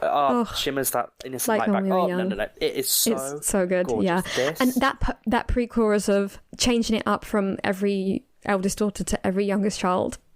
Child felt, yeah. But now you're home. That that honestly brings a tear to my eye, because it's like everyone has felt a bit lost. You know what I mean? And sometimes you find the right people that you don't have to act a certain way with. No. And that's the point. You don't have to act like a bad bitch or savage in this character's case. You could just be yourself, and you don't have to dress up like a wolf and act in a certain manner. You can just be yourself because you found a home. That bridge for me was one of the kind of saving graces. Definitely, and I've really definitely grown to love this song. Me too. It's been a slower process, and I can understand why in this case. Like, there are other songs that I'm like, come on, but this one I understand why people might find a bit. Were initially, and I think it's because it's a track 5. And I do think it's a track 5. I think that if it was put in any other track, I don't think people would be so harsh against it, because naturally everyone is then going to go, well, this isn't as good as All this isn't as good as Dear John. You know what I mean? Like, God, because I was doing the same. Like, unfortunately I was thinking, but it makes sense. It's because track 5, exactly. It's because of the mythology of a track 5. It's completely normal, I think. But I do trust Taylor's judgment, and I do trust why she chose it. And and I think we're going to get into it now, right? What we think listening about a certain other track. Okay. yes, and I do trust her judgment, and I do think after re-listening and hearing her explanation, I do then understand her choice. However, track 6. Normally, with a track 5, we kind of have a bit of a whiplash. Right. We go from like the All Too Well to the 22. Exactly. You're like, so I was like, oh, this sounds upbeat. This is really fun. The first time, God, the way that you're just like, the first time I was like, oh, girl, what is this now? Stop being messy. Yeah. You know what I mean?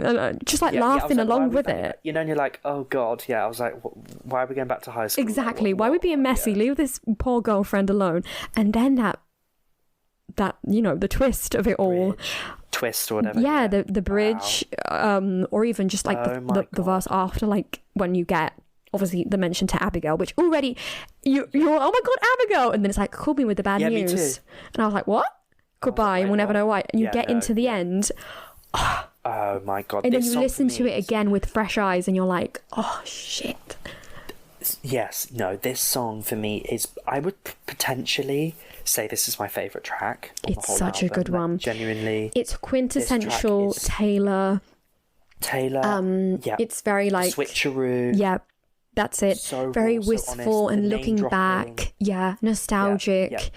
Again, people had a problem with it being about high school. I'm like, okay, but isn't your favourite album Folklore? Whatever.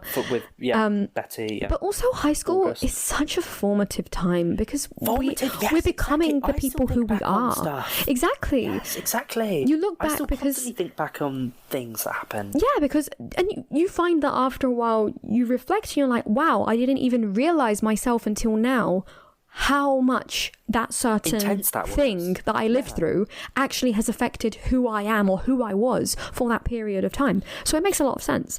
But in this case, it makes a lot of sense because it is the storytelling of it all and how time has passed. And time passes through the song. You get like how they first met, then you get this pivotal moment, and then you get the flash forward to what happened after. Yeah, and I think what's interesting is that, because lots of people are saying, well, this didn't happen while she was on the Eras tour. I was like, no. You're missing the point of the song. Right. It's not that this moment happened. It's just that she was reflecting while she was probably, in a hotel room with nothing to do and bored out of her mind. And also, she then was reflecting on past experiences. And I think that it's beyond that, which I completely agree with, definitely. Beyond that, I think there is a little bit of kind of an echo in how her explanation, this is going to get a bit parasocial and a bit kind of like me, this is just my theories, but I don't know anything. I feel like there is an echo in why she acted certain ways during the Eras tour. Looking back at something like this, my advice is do it. Ruin the friendship. Better that than regret it for all of your life. Yeah. Answer the question. Better than that to leave it as, and ask it for the rest of your life. And I think that's how Taylor was feeling at that moment, or during certain moments during the Eras tour. Just, I'm scared, but I'm going to do it anyway. This could ruin a lot of things, not just a friendship, but a lot of things, but I'm going to do it anyway. And I think maybe that is why this has kind of come baback up now. Either way, definitely. What a song. I do think it's absolutely gorgeous. And obviously, and I think what's interesting is people have kind of been saying, like, obviously, he's obviously telling the same story as Forever Winter. Right. And lots of people have been referencing that. But weirdly, I kind of find that it's very Speak Now, in that it's like, I wish I'd said this at the time. You know what I mean? And it's the opposite of speak now. Yeah, that's what I mean. It's like the opposite. Like, that's it. You didn't speak. You didn't follow your own advice. Now was that yeah, exactly the whole premise of Speak Now was that she didn't say those things in the moment, so she's saying them now. True. And this is kind of that, isn't it? And then when I was interesting like, this is quintessentially Taylor. Yeah, because it is referencing that. And then when we talk about the acoustic version, I can't even floods of tears. That acoustic version. Yeah. When I heard that, I was like, this for me is a track 5. Is a track 5. Right. That acoustic version Me makes too. it track 5 in my eyes. It just is. Me too, it's but I get why it's not. I get why it's not, because it's not the vulnerable, open song that Taylor would probably most relate to in opening up. It's not how the rest of them kind of line up. It is one of those songs that you usually get kind of a little bit later on in the album, where you suddenly like given another whiplash of back to this, oh my god, like Last Kiss, devastating song, kind of around track 10. Exactly. 10 to 12, depending on how long the album is. You suddenly get this extra devastating track, and you're like, wow. And here it is after track 5. And again, the production of it, that's why, you mentioned the other stripped down version. The production really it tricks you, it lulls you into a sense of security. I think what I really love though is that we've got both versions, because I love the stripped down version is only better once hearing the original. Right. Because the original, you need the original. You are kind of caught off guard. You're like caught she off guard, was. Like Taylor was when she got the call. Oh, yeah, it's so Last Kiss. So good. It's so Last Kiss. God, it's so good. Yeah. Yep, I know. You're just going back and thinking, oh God, I wish I'd kiss you, and then you get that call, and then you think, oh my God, I wish I just had. You know what I mean? Wow. Rather than it just what being a good song. a stupid like memory of, oh, that would have been fun if I'd kissed you. Then it would have been like, oh my God, I just wish I had, because now I will never know. You know what I mean? And that's why the because people are saying, oh no, I wish the other one, and I'm like, yeah, I get it. Yeah, I prefer the other, but the second version would not be as good and hit as hard if the original didn't exist, because the reason why it hits as hard is because now you know what happens, and therefore it's heartbreaking. But what makes it heartbreaking is that you didn't know that was going to happen, and then it's the switcheroo. I love this song, and it's a good one. This is one of the things where I think, how can anyone say that this isn't good songwriting, emotional, good songwriting, 1989 X folklore? Like, it really is. I'm sorry, but it is. This is the song for me. I love this song. That's so why much. I don't know. Maybe it's just us. Maybe this is just our taste. Maybe we're just crazy. Yeah, maybe we're just. If I have bad taste, then that's absolutely fine. I'm happy for it. But because I will happily listen to this for the rest of my life. Yeah. You know what I mean? Like, I'm happy listening to Ruin the Friendship. Yeah. I whatever. If that means we have bad taste, then so be it. But yeah, it's such a good one. Yep.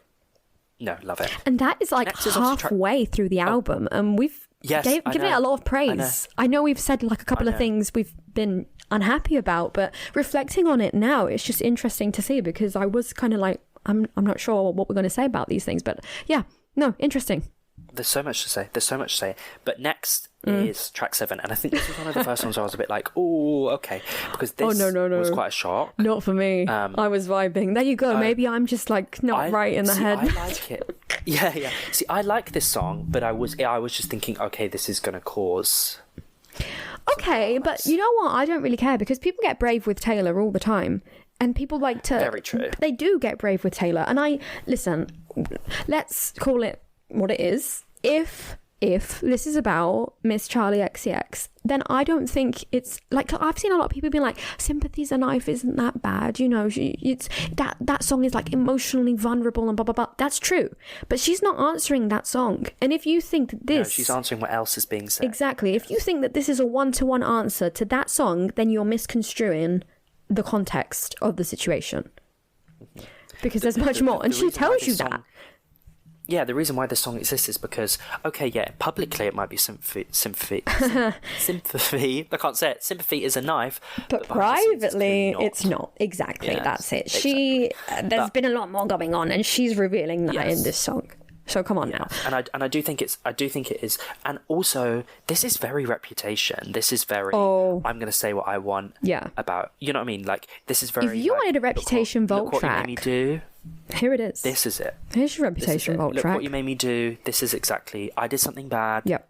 this is that kind of thing where it's perhaps a call out back then. And also very Taylor, very, very Better Than Revenge. Yeah. You know, like, this is very her. You know, like, Taylor doesn't let go of things. She doesn't hold back. Yeah. It is what it is. You know, like, and artists are allowed to do that, and that's the thing.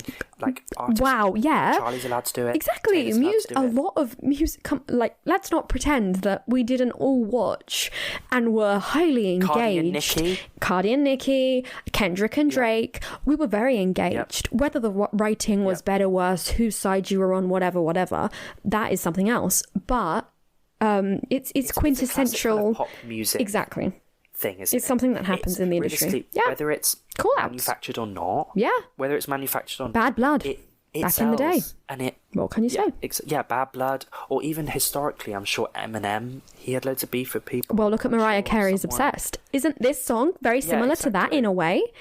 Because Mariah Carey was saying, "You're so obsessed with me, like, get over it." And isn't this similar in a way that Taylor's like, and it's kind of romantic, actually. Taylor used Obsessed before. Yes. It was kind of like the applause of the Reputation. The Reputation. Obsessed was then Bad Reputation. That's it. And then you go into... But before Joan Jett was... Mariah Carey. But a bit like Applause, because Applause is then Before You Don't Own Me. So this was like the applause of the Reputation Stadium tour. Interesting. Princess. So it's interesting. This one isn't my favourite. Right. I wouldn't say... I get that. I wouldn't say that, like... It's very tongue-in-cheek. For me is... Yeah, this is a bit more fun. Whereas... some of the previous tracks before, I would rank all of those higher. This is a bit lower. Maybe not, I don't know, Eldest Daughter, I'm not sure, but I would.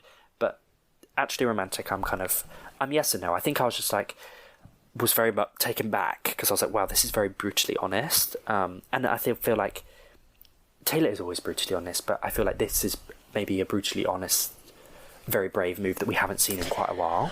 Right, I see what you mean, often but it's kind of people, like I hidden said, behind a character or something. Yeah, that's true. That is true. It's still hidden in a lot of different things. It's wrapped up in a couple of blankets, and it is very tongue-in-cheek. It's very, like, silly and kind of very catty, but, like, on purpose. You know what I mean?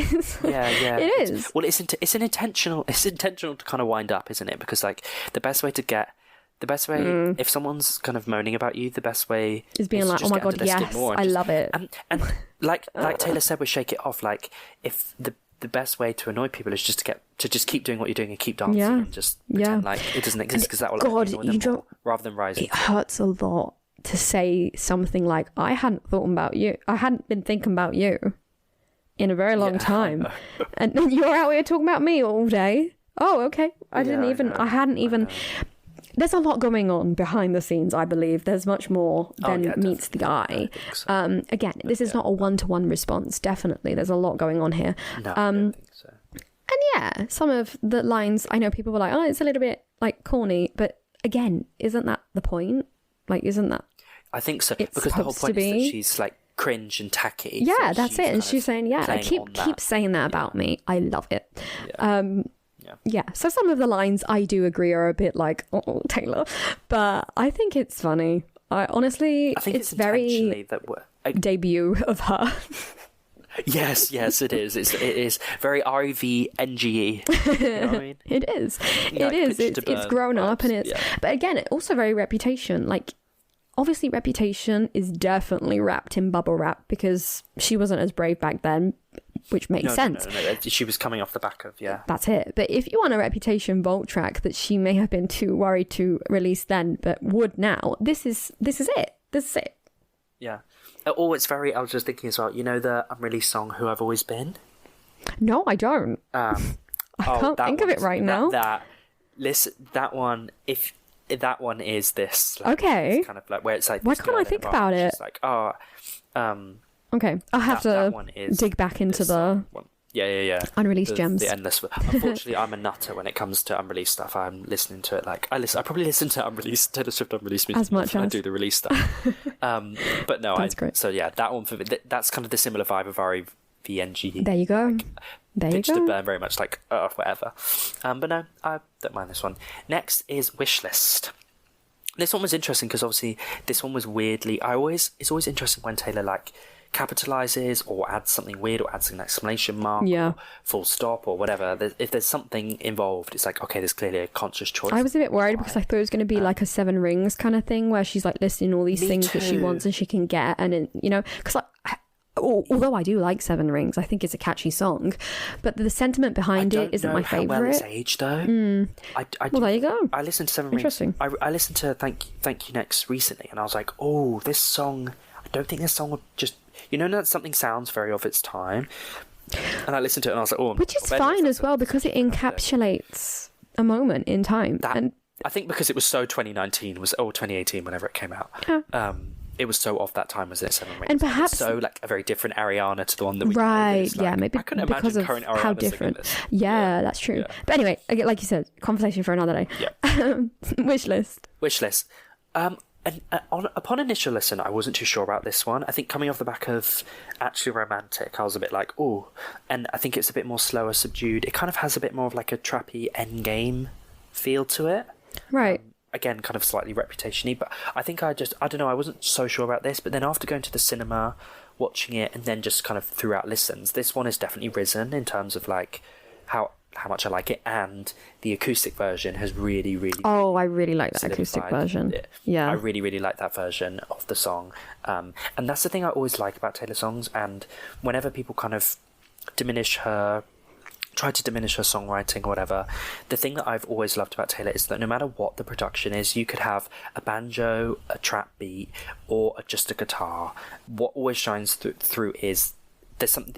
Whenever it is stripped back, that's when you truly hear the song. Yeah. And then you can amp it up and change it around and it still sounds good. And then when you hear it in another way, it actually you appreciate hearing it in another way. And Wishlist is kind of that for me. Like when I heard it in the guitar version, a version that potentially I prefer listening to Taylor music, and I just love whenever it's just her and a guitar.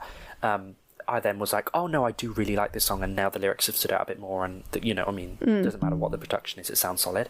So no, I really like Wishlist. I'm rambling on, but what do you think about it? No, that's great. I agree. I think the acoustic version really makes it much better, because I was in like I wasn't completely sold on this one.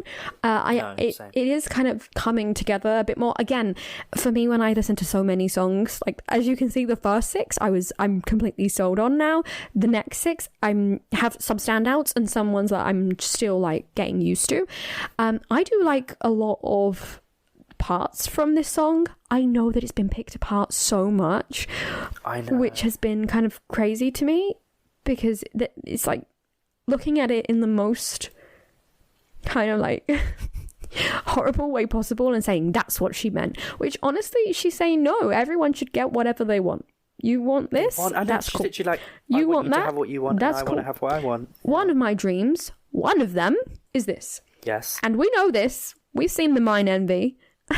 Right? Yeah, I don't know. Exactly. Or it doesn't have to mean anything folklore. Strange. It doesn't have to mean I'm going to never work again and it means I'm not a feminist. I don't know. It's just so strange how people have decided to interpret this song, and I think that's why I'm still in kind of like dealing with it. Yeah. On the fence about it. Yeah, because this is one that got a lot of backlash to it. If someone does interpret it that way, then that's how they've interpreted it. I guess so. I don't think that's the point, though. Hearing from what Taylor said about the song, I don't think that was the intention. Not at all. I don't think so. Not at all.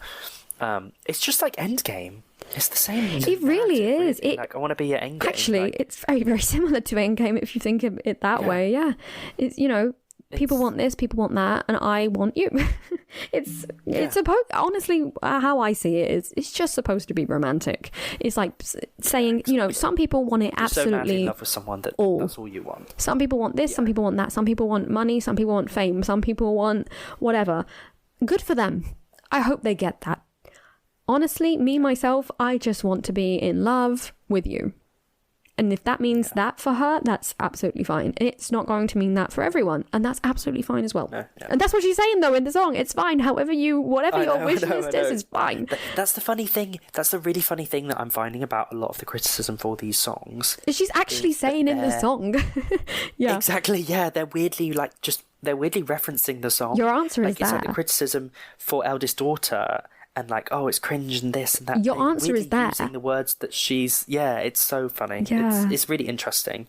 But anyways, Wishlist, I do like it. again, not a mega favourite. I think it's definitely a grower. It's already, even in the week that we've kind of had it, it's growing on me slowly. And me. I do like the bridge. I think it's a very cute little bridge. Yes. Again, it's very lover of it all. Yes, it is. It is definitely. And that's what we're saying. I know she described 1989 X Folklore, and I understand why, but I'm seeing this album more like Reputation X Lover. That's how I 100%, because feel. the reputations of the world is definitely in the kind of like Elizabeth Taylor and cancelled, actually romantic, cancelled, you know what I mean, and the lovers of the world is in Wishlist and Wood. Opalite. Yeah, Opalite. Yeah, definitely. Yeah. Exactly. But I guess next is obviously Wood. And this one, I was a little bit like, oh my God. Listen, you know how I feel about songs like this, because you know my opinions about Sabrina Carpenter's latest album, which for everyone else listening, I very much enjoyed it. And don't get me wrong, I'm singing a lot of them songs. But I was like, it's a bit too much. It's a bit too much for me. Sometimes it felt a little bit repetitive in places. Right. I really, really like Sabrina's new album as well, but I don't know, I felt like some of the songs I'm like, okay, we're saying the same thing. Yeah. And it's definitely become her thing. Yeah, which is fine. I'm glad that. But sometimes you're like, oh, could you also? I'm all for it. I don't know. Maybe you know, I don't know. I'm all for it, but like I was a bit like, okay, I've heard enough. However, I love Wood. I love it. I think it's so funny. I do love. Oh, I think it's great. I'm sorry. I know that maybe that makes me again very cringe or whatever. I don't care. I think it's so funny. And honestly, tell us, girl. I do love the like. It's you and me forever dancing in the dark. All over me, it's understood. I really like that kind of bit. Yeah. I don't know. I think I was just shocked. You know, and you're like, oh my God. I know, because it's like, girl, Taylor, but you know, she's grown up. Who cares? Exactly, yeah. And also, I do really like the song. I like how it is veiled in metaphor and related to superstitions. Like, she'll never do something straightforward, which is always very interesting to me. Which, this is a very Sabrina-esque song. And I get that. Sabrina is an it girl of the moment. It's only normal for Taylor to kind of become a chameleon and sometimes step into that kind of what is, you know, interesting and popular at the moment. She's done it before, and she'll do it again. I Knew Your Trouble, having like dubstep beats and stuff. And that is not stereotypically Taylor at all, but she took that on and Taylor-fied it. That's it. A bit like this. She took that on and has Taylor-fied it by making it a metaphor. Exactly. So I don't know. Again, that's only normal. She's just following trends of the moment, but making them, you know, in her own kind of way. You know. Like before, she's been compared to Lana Del Rey, and then she did a song with Lana Del Rey, funnily enough. But you know, and she sometimes does step into these different ways of writing because she is also a lover of music and very much inspired by other artists, and she's never said she hasn't, you know. So I get that. No, and I think also when we were in the cinema and heard the clean version, right? I actually did quite like. I liked it as well. Yeah, I thought because I quite like the opening up my skies. I think it's quite nice. Yeah, if you don't want that, I have been kind of flipping between. Yeah, I have been flipping between the both just because I do quite like that version. That's it. If it's a bit too much for you, that part, which no judgment, I get that because usually it is for me. And if anyone is finding it like, oh God, I'm not sure about that. The clean version is actually generally good. And like I said, I don't mind this version. I think it was just more that I was just generally shocked, you know, just like, I know. It is a bit. That is my least favourite lyric, to be honest. His love was the key that opened my eyes. The rest of it, though, I think is funny and very witty. I kind of like pulls it all together. I love the superstitions thing. I love the knock on the wood in the song. She's like, I don't have to do it, but she does it anyway. You know that video on... you know, back in the day when 1989 was being made, and I think it was for Shake It Off, and they were doing they were stamping their feet on the wooden floor. That, for me, the second I heard that, I was like, that was the first thing I pictured. And again, I was like, that's why she's referenced things like 1989, because there is similar production elements like that, with the knocking, with the click of a pen. Exactly. You know, I love the knock on the wood. It reminded me very much of Blank Space. That really adds to the song. Yeah, definitely. And also... the redwood tree being mentioned is so funny to me. She saw that meme. She saw that tweet. Yeah, she saw that. Yeah, 100. I was going to say she saw that tweet. That's why it's so funny to me. Like, it's not meant to be taken seriously. This song is not meant to be taken seriously, people.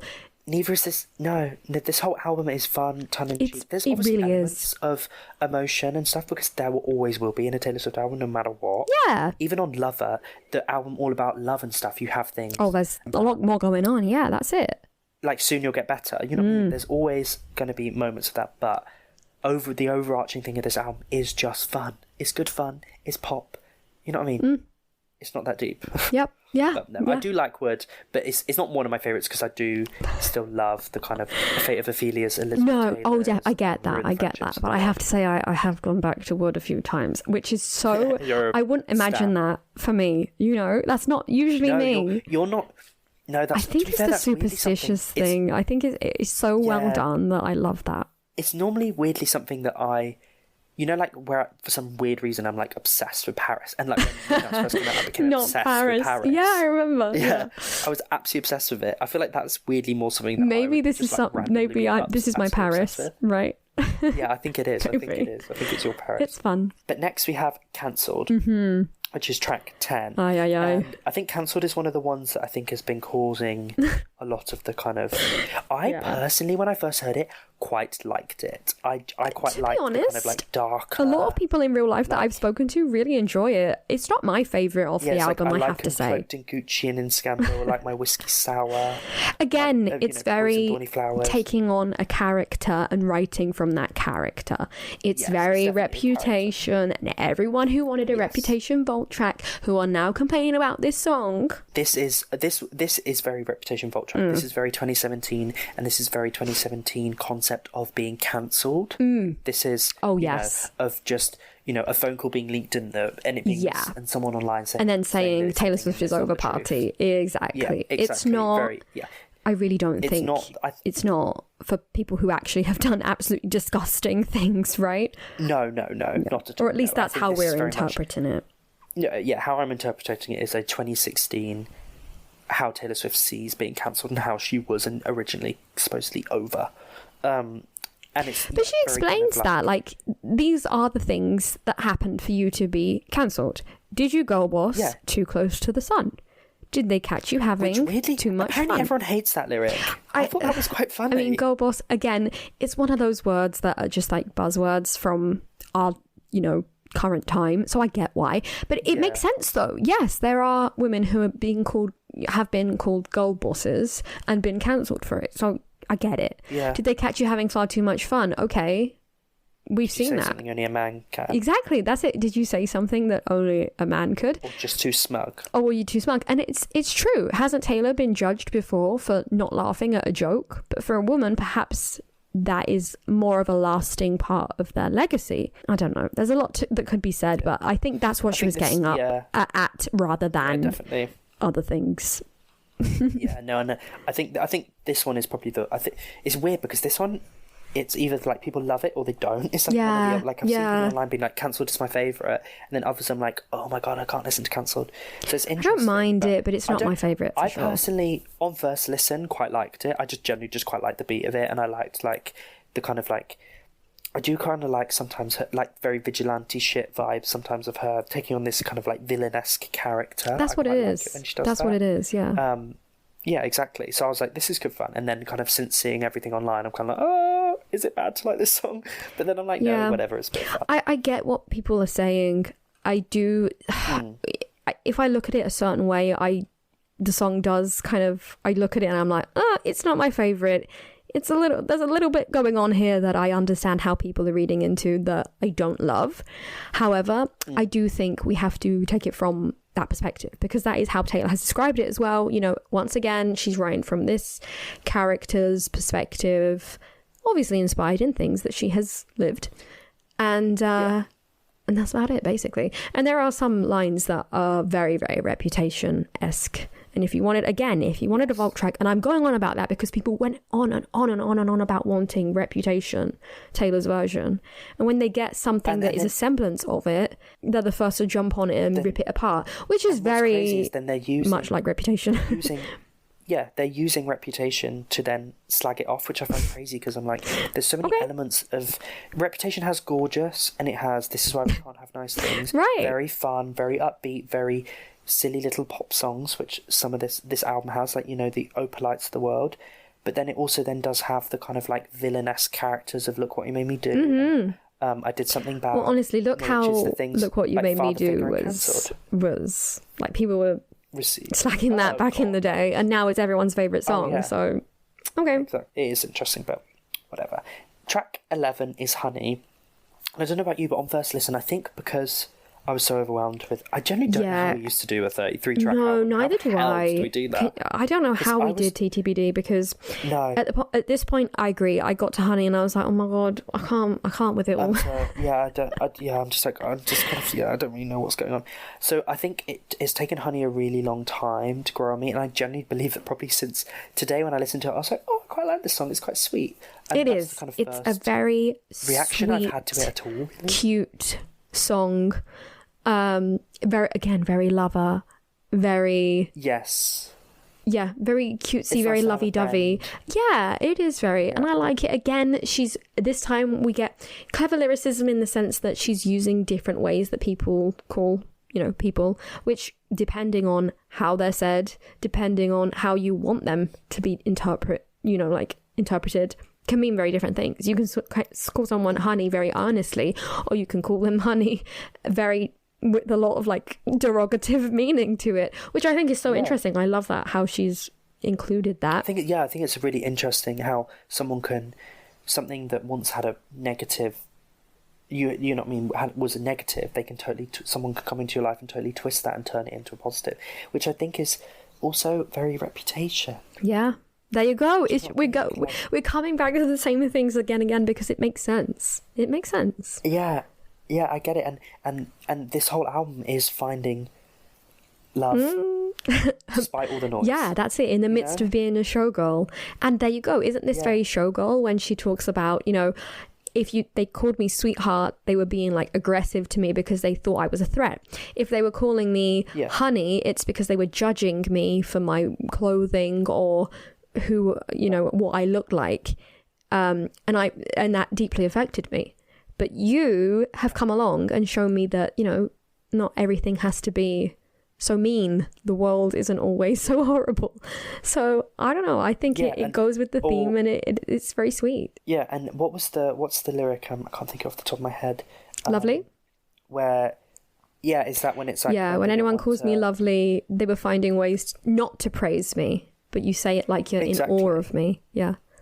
Yeah, and again, very Showgirl. Very, like, oh, you look lovely. Even belittling the talent of them. That's it. Yeah, exactly, because they're just fun, and you just think, So no, I do quite like Honey. I think again, this one, a bit like Wishlist, is going to be a bit of a grower. Yeah, I think the bottom part of this album. I think it's just because of its placement. Yeah, that's it. It's because it's due to the placement, also because of the narratives around some of these songs. It sometimes makes it a little bit more difficult to enjoy. Though I am a proponent, I completely agree with you, of disconnecting your own opinions to the internet, going out, touching grass, and just listening to the songs for what they are, rather than for what people may think they are. Because everyone has a different experience. And something very interesting that Taylor has mentioned in the last couple of interviews has been like, this music is supposed to be a mirror. You can find yourself in it.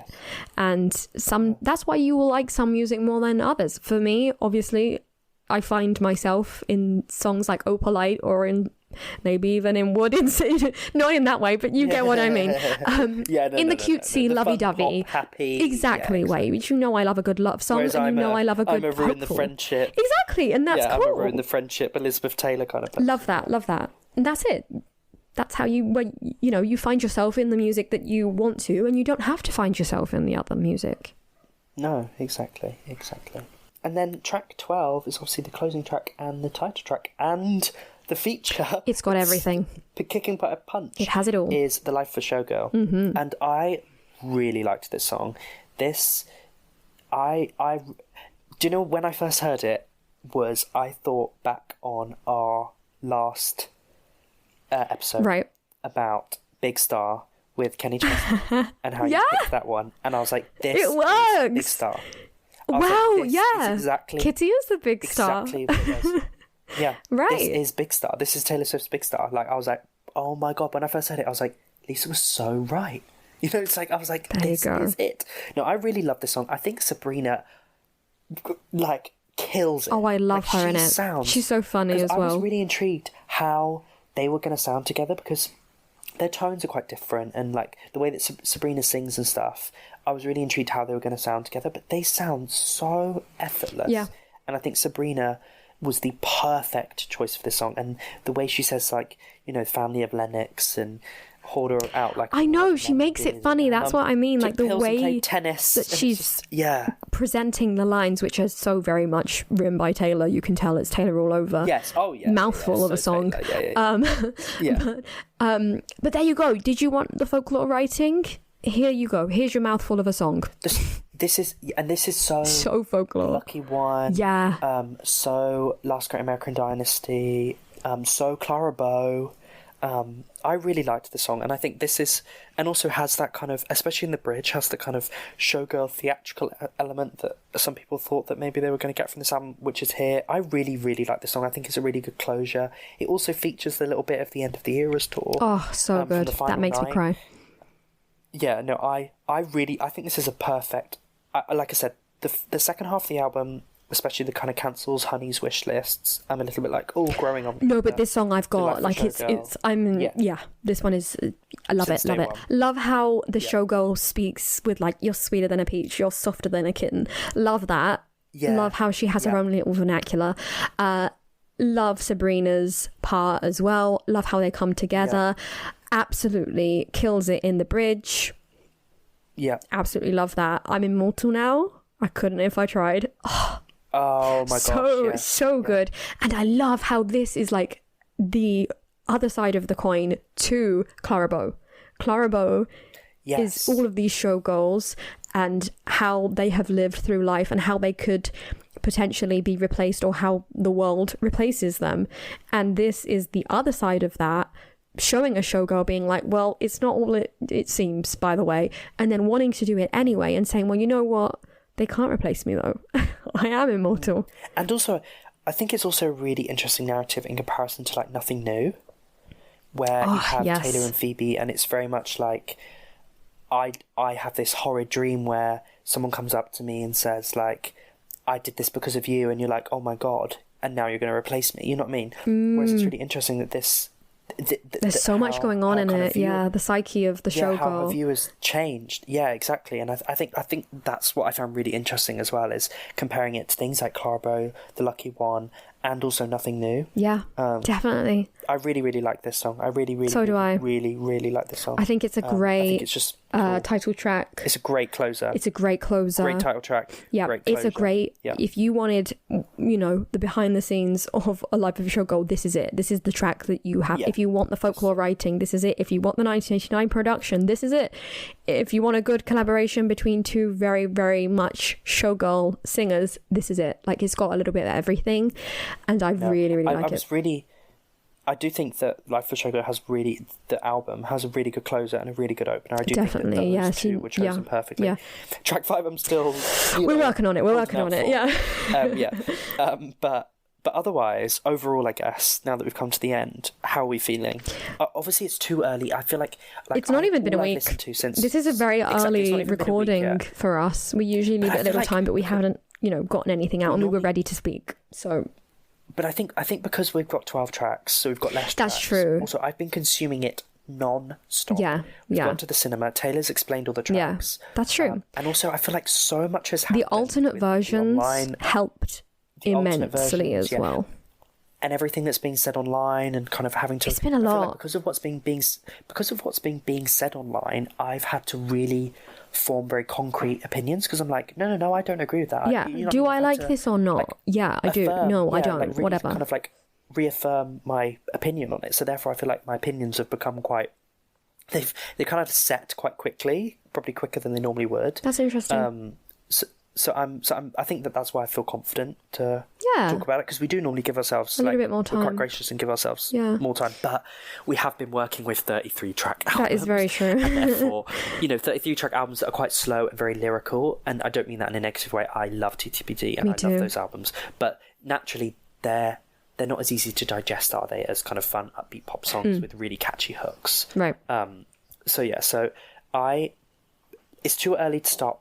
All I've listened to is this album. It's way too early to start ranking it in terms of other Taylor albums I could never. and favourite tracks. And I haven't obviously inputted it in any of my favourite Taylor playlists or this Taylor play. I couldn't even tell you like my top 5. I could tell you the ones that I'm going back to currently, but I know that is very susceptible to change. Yes, my favourite is at the moment "Ruin the Friendship." For me, that song is it's growing on me more and more. My top 5 are. What are your top 5 actually? Just currently. I don't know if this doesn't have to be set in stone. Right, so maybe in a month's time this will completely change. I'm like, oh, what are you going on about? But probably, I love Father Figure. I love Ruin the Friendship. But that is like a recent addition into the top 5, right? So yeah. Things are, this is it. Things can change. I love Wood. You know this. I'd say maybe then Opalite. And finally, it's between the Fate of Ophelia and Elizabeth Taylor, one of those two. Let's go for the Fate of Ophelia because it's a bit bigger at the moment. Mine are very similar. It's like Fate of Ophelia, Elizabeth Taylor, Opalite, Father Figure, Ruin the Friendship, and Life at Showgirl. Those are for me. I didn't say Life at Showgirl, did I? I don't know. Yeah, something like that. Yeah, but definitely. Yeah, they're all competing for kind of the favourite, the top 5. But I personally generally enjoy the album. So do I. And I'll be very honest, I don't... Personally, it's not my favourite Taylor Swift album. No. My favourite is Red, and I love Red, and I will just adore that album. I don't know. Cemented my love for it. I don't even know. I couldn't even tell you what my favourite is. I don't know. I know. And it's very difficult. Even then, sometimes I'm like, but is it Speak Now? But is exactly. It... You know what I mean? I change it all the time, but I think I have such a... There's an album for every season. Yeah, exactly. But so it's not my favourite Taylor album currently. It might be in 3 years. Who knows? This is it. Things kind of grow and really like... As we were counting down to this album, we were listening to the previous albums, and I remember you messaged me being like, oh my God, Midnights is such a solid album. And probably back in the day, you wouldn't have said this is my favourite Taylor Swift album. No, not at all. And I think also, like, I remember when it got its Grammy, it was very well deserved, and I'm very glad that it got Grammy. But I was like, okay, right, yeah, it was like, okay. I would have thought other Taylor albums were deserving of that, but now I'm like, no, that is a Grammy-winning album. That is, when you listen to it, you're like, this is a Grammy-winning album of the year. Personally, in my opinion, and the Grammys' opinion. But no, it's interesting how you do go back after a bit of time off of listening to a certain record or album or song, whatever, and you do think, wow, so who knows? But I thoroughly, from first listen and until now, have enjoyed this album and enjoy certain elements of it. There's, like I said, there's a couple of songs here and there, but that's natural. Me too. There's some songs, there's some lyrics that I'm like, okay, well, I'm not going to go back to that. My favourite Taylor album, Red, it has Day Says Day in it. One of my least favourite Taylor songs ever. So it's like, there always is. That's it. And I think that's the problem, is I think people are jumping too quickly to conclusions. I think you need time with the album. I think you need to live with it and see how it shapes your life and how your life shapes around it. And if it's not for you don't like, that's fine. And we hope you did enjoy it and you had a great release week as well. And that none of it has got you down. And if you didn't enjoy it, that's fine. Perhaps next time. But yes, I guess we've come to the end of the episode. And as we've said, obviously, there's a lot of opinions here. Please, please, please share your opinions with us. We'd love to hear your favourite tracks, least favourite, how you listen to the album. Did you go to the cinema? What did you think? Do you like the music video? All of it. But yeah, please remember that it is opinion-based, and please be respectful. You guys always are. I feel like people that comment and stuff are always so lovely, and it's always... Yeah, I found that. Nice. Yeah, we've been able to have like productive conversations in which, if people disagree, that's absolutely fine. But we shared the opinions like rational people who have sat down and thought about their words before just spewing them on the internet, which is great because we're real people. Real people. Taylor's a real person, and we all have real feelings. And sometimes, those things can also be. You guys have real feelings too, and sometimes you want to share them, but let's all just be respectful of each other. That's all I ask. Exactly. That's it. But yeah. But yeah, we've enjoyed this episode. I've thoroughly enjoyed running. It was fun. Showgirl, and I'm very excited for what the rest of the era has on offer at the moment. Like, it's very exciting, it's very busy. Taylor's booked and busy. I really, really, really do want a live performance, though. That would... Fingers crossed. That's of some shape. We get something. I really want to hear these songs, in some sort of whatever. I really whatever want she wants to do. like that. Yeah. But that would be exciting. But if you did enjoy this episode, then please give us a like if you're listening / watching over on YouTube. If you're listening on an audio-only format like Spotify, then please rate us. And if you do want to stay up to date with all things Swiftly Spoken and when we're announcing episodes and when episodes are incoming, please follow us over on our Instagram. Our handle is @SwiftlySpokenPodcast. But until next time, we hope you enjoy Showgirl and continuing to listen, and we'll speak to you soon.